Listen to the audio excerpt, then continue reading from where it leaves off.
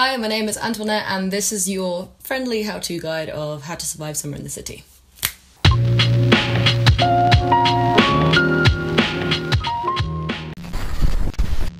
First thing I would recommend is that you carry some cash around with you, mainly because if you're buying stuff from independent artists at stalls, you're not going to be able to use your card.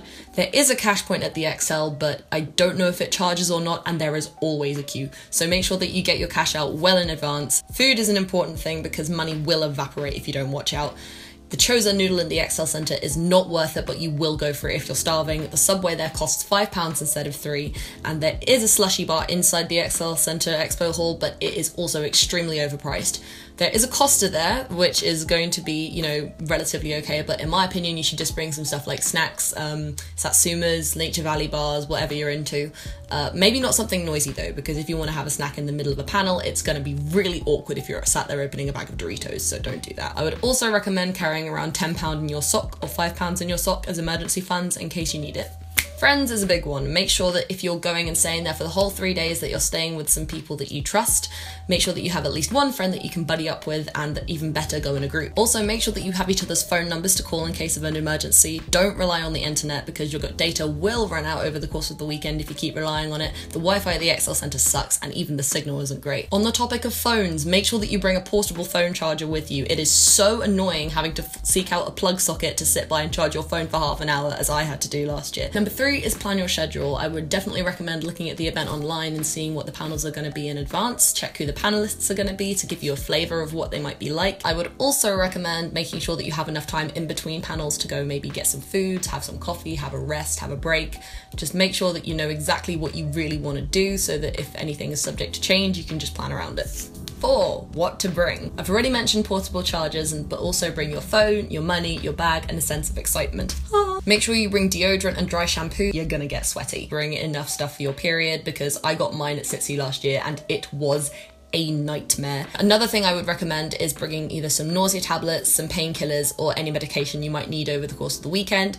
And in relation to this, make sure that you tell a friend if you have any health conditions at the moment or if there's something that they need to be aware of. Just make sure that at least one person knows what to do if you are, in a situation where you might not be in the best health. 5. What to wear at Sitsi. First of all, I would just say that you're going to be in an expo hall with lots of people, very little air conditioning in August. Layering is your friend, so I would advise wearing either a light t-shirt or a light vest and then having a cardigan or something that you can just chuck on over it if you want. If you're going to be going out in the evening, for example, if you're going to be going out for some drinks with some new friends you met, wear some going out clothes. Wear comfortable shoes. I cannot emphasize how bad of an idea it is to wear heels or anything that's going to be affecting your posture or anything that's not easy for you to move around in.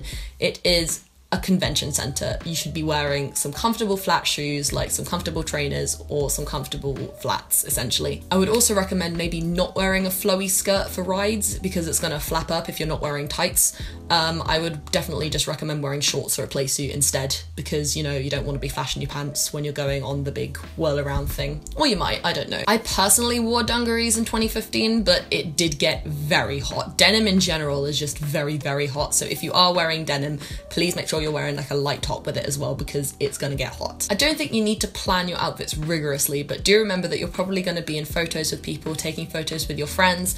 So I would wear something that makes you feel comfortable and makes you feel secure in yourself. If you're wearing clothing that makes you feel a little bit uncomfortable or a little bit awkward, just don't bother. It is important to just be happy and enjoy yourself, and it's important for you to be comfortable as well, just to enjoy the event. So wear clothes that make you feel good. Number 6 is quite a chunky topic and I'm going to be devoting some time to it, and that's mental health. Summer in the city is quite an intense experience. There's lots of waiting in queues for people, there's lots of nervousness, lots of people you don't know, and it's an unfamiliar setting as well for many people, especially if you're young, and it can be intimidating.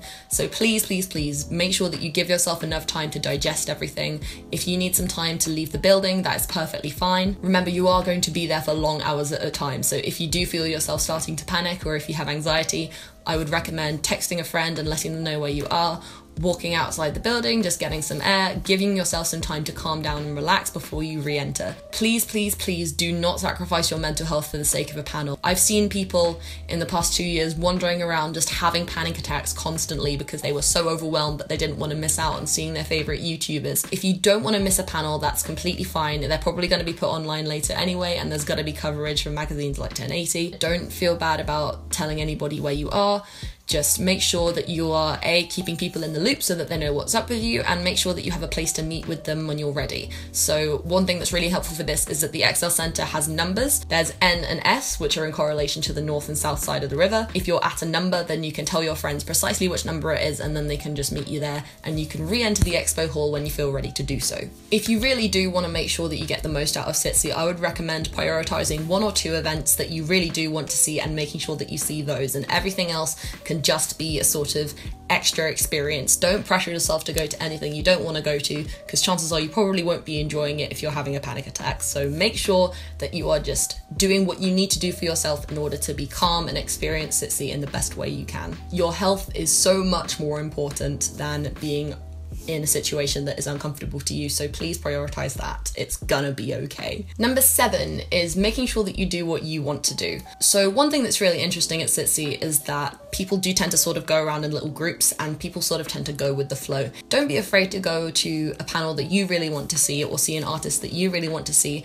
if it's something that other people might not want to do at that second, because chances are you'll meet some new people while you're going to this thing you want to see, and if they want to do something, then you can just meet up afterwards. Sitsi can cost up to £60 for a ticket, and if you're not getting what you want out of it, then there's really no point in going. So just make sure that you get as much out of it as you can. One thing I would say is make sure that you keep people posted and in the loop when you're finished with this event, because it can get really annoying waiting around for people to show up.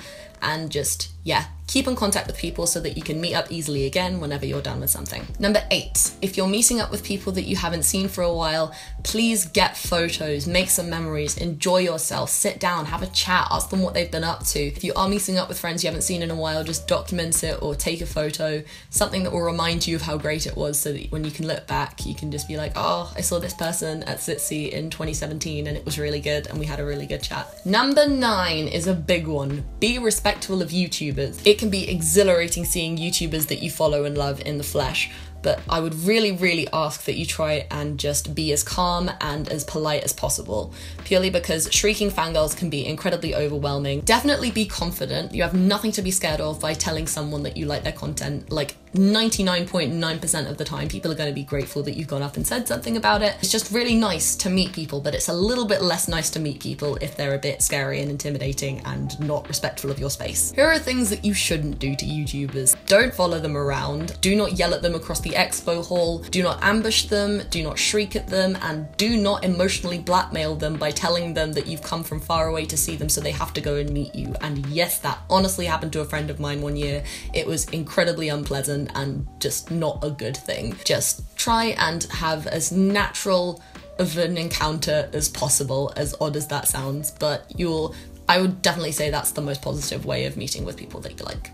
And number 10 would be do something in the evening after Sitsi. It can be really anticlimactic if you had an amazing day watching panels and seeing people that you like, but then at the end of the day you have nothing to do. So what I would recommend is make some plans for the evening. If you're legally old enough, this might be going and getting a drink with some friends that you've met at the pub. You could also go to the O2 at North Greenwich and maybe go bowling. You could grab a movie or maybe even get some food, but make sure that everyone has enough money to do so, because it is a little bit awkward if people have money to do things and you don't. If you do want to do something for free, you could always just hang out with some friends on the grass outside the centre, listen to some music, but again, make sure you're in a group and make sure that you are being safe. I hope that these tips help and that you have a Sitsi with minimal stress and lots of enjoyment. If you do see me at Summer in the City, just come and say hello. I'm sure that it's going to be really fun to meet all of you. I hope that you enjoyed this video, and I will see you when I see you.